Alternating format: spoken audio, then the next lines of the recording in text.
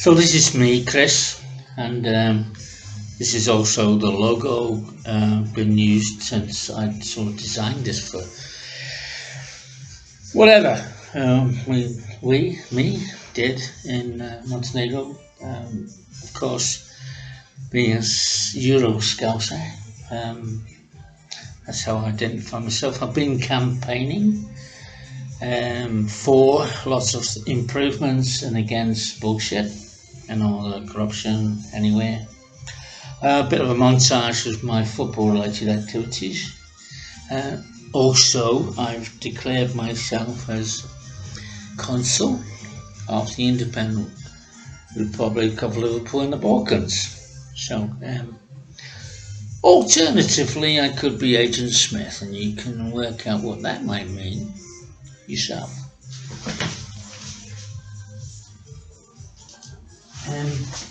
So I decided to expand Montenegro to cover half of Europe, and if you're not careful, I'll come and sing to you, clear your pub or whatever. Been organising social events, initiatives, charities, Red Nose Day, and also some other things for kids, youth team, minister roof team, and so on.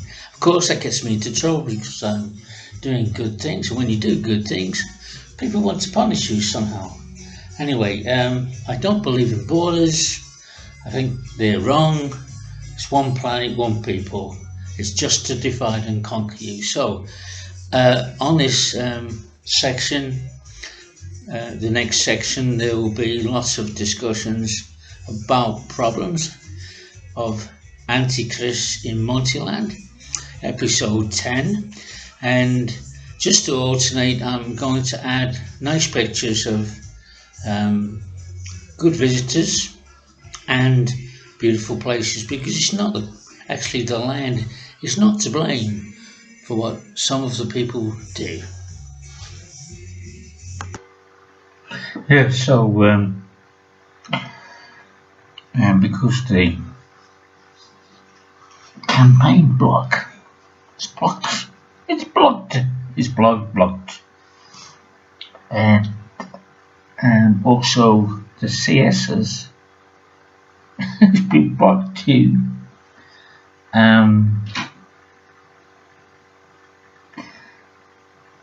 I think it's right.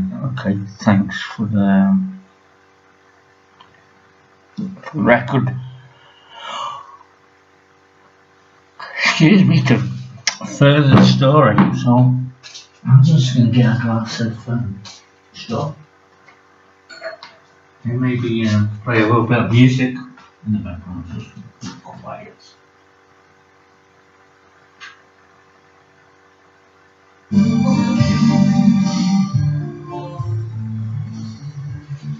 This channel tends to move between. It's a Monty channel at the coast, a beautiful coast. And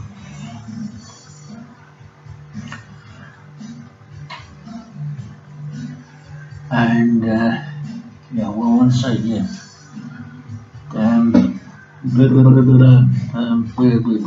Yes, so it alternates between local and international music. Hope you can hear me. Hello, hello, hello. Just checking. Anyway,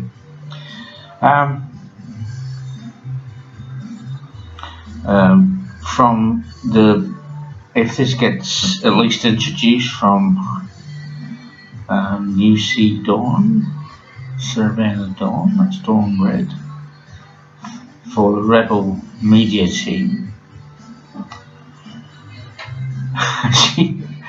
She's just the advanced and highly controversial booktoo of Freedom NGO, founder and creator of REbEl Co-op, via Regenerate and radio programs, Multicultural Music and Bars Club, that was Friday, and Scouser Abroad, which was featured on Access Northwest Radio, based in Liverpool.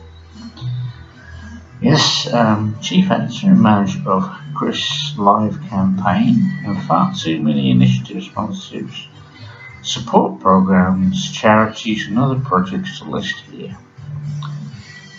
Anyway, those two previews of a book that may well be already on its way via Kindle and others.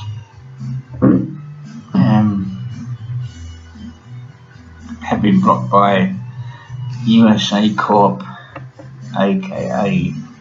FECKING, fascist book, and the YouTubers, etc. So, just referring to the notes, there were, I think, one of the previous chapters, maybe. Excuse me, I've been in the sun today, feeling a little bit tired. Yeah, for the record, to share the story, the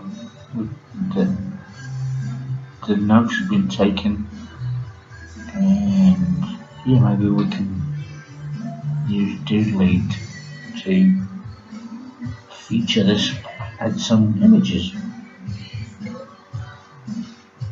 So this is more of a recap and highlight or lowlighted some situations here, as the aim of freedom of union is to expose violations of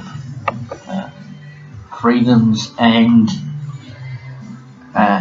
other discrimination, and also to pursue in whatever way possible justice. And as the courts are ineffective just about everywhere, because just about nowhere is there an actual impartial process, because in the modern world it's immediately you're arrested, and sometimes even on the news you're prejudged. Ding. Game over. Yeah, let's talk about Jelena Kipic. Jelena came in. Jelena is a very popular name, by the way. Often joke that if you walk down the high street of Podgorica and shout Jelena about 20 girls would tell me. Well, not now, because people don't walk down the high street anymore.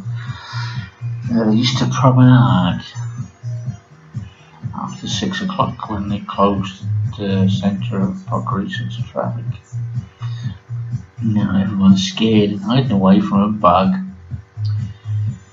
that exists, but is not the death plague virus that was thought of in Wuhan. Is it such a coincidence that there's a CIA sponsored lab in Wuhan? Ooh, that's a nice one. But of course, that's a conspiracy theory, so it must be wrong. Anyway, Jelena Kipic, who claimed to be the granddaughter of the man who was smiling in front of the German firing squad in the Second World War. There's a famous picture here. It's also Kipic.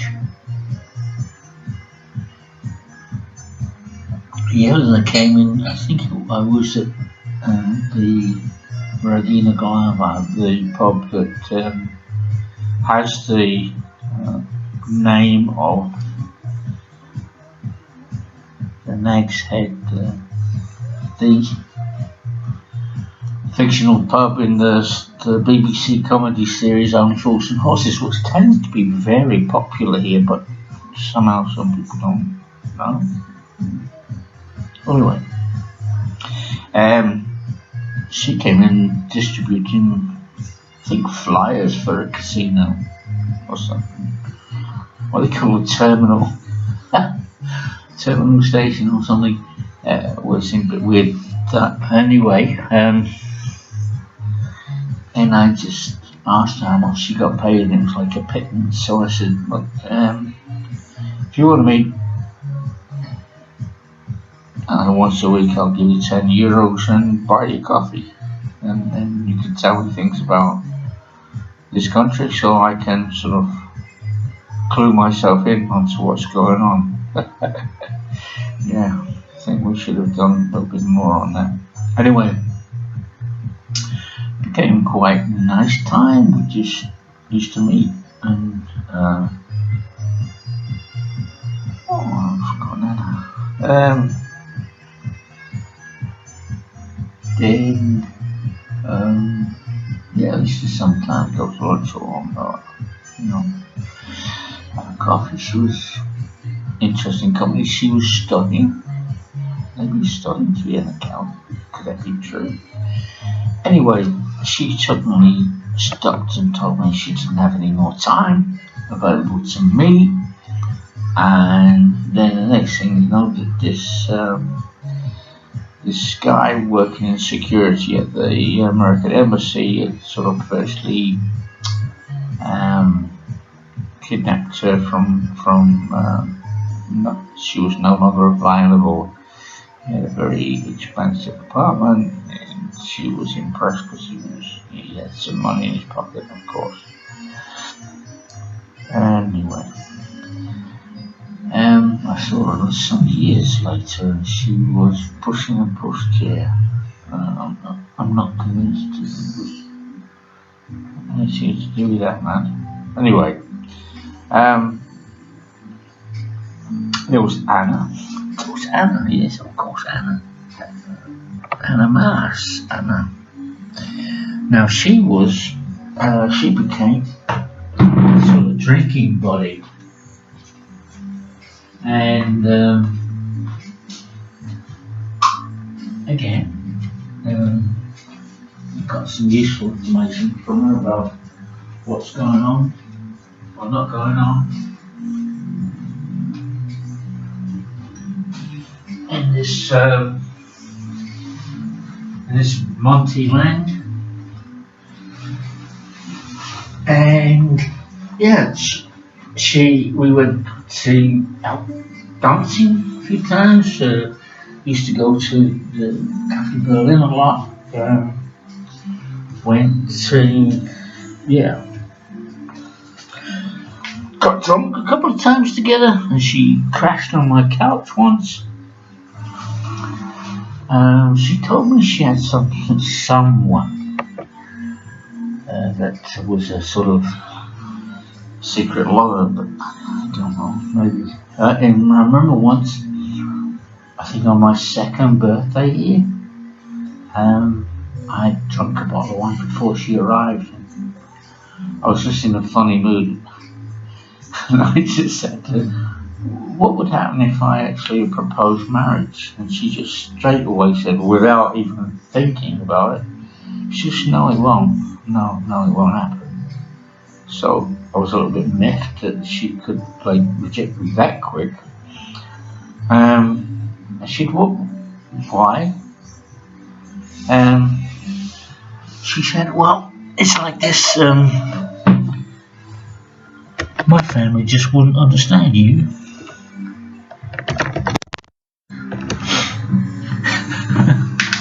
Yeah, well, that's, yeah, I can understand that situation, I suppose. Yeah, there you go. She worked for some sort of employers union, as far as and the last time I saw a message, she was having maternity leave. What is a turn up, eh? Yeah, I don't know why, I was just really disappointed about that sort of friendship of sorts ending. Then there was Andy. Andy was a bit sickly. She had lots of sickness problems. I went to see her at the clinic. I was one of the few, actually. Her boyfriend went once. I went, I think, more times than he did to see how she was. She had some, I don't know if it was, she was anemic or there was some problem anyway, and